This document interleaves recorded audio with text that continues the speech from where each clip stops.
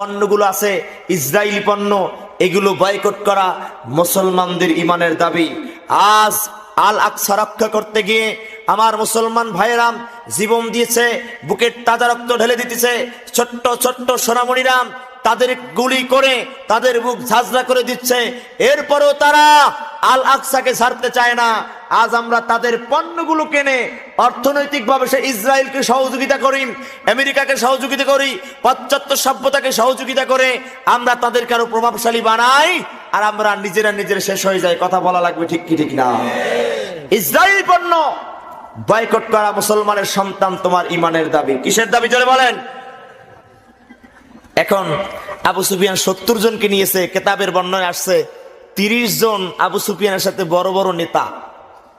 30 জন, 70 জন সাথীর ভিতরে 30 জন কি বড় কায়দার নেতা। তাদের কাছে ওই সময়ে 50,000 দিনার ছিল। কত হাজার?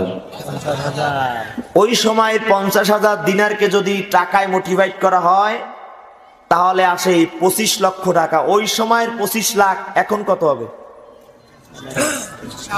এতগুলো টাকা নিয়ে রওনা দেয় আবু সুফিয়ান সিরিয়ার জমিনে। আবু সুফিয়ান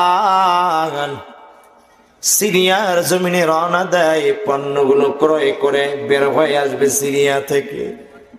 সিরিয়া থেকে মক্কায় যদি যেতে হয়, মদিনার বুক ধরে ধরে মক্কার জমিনে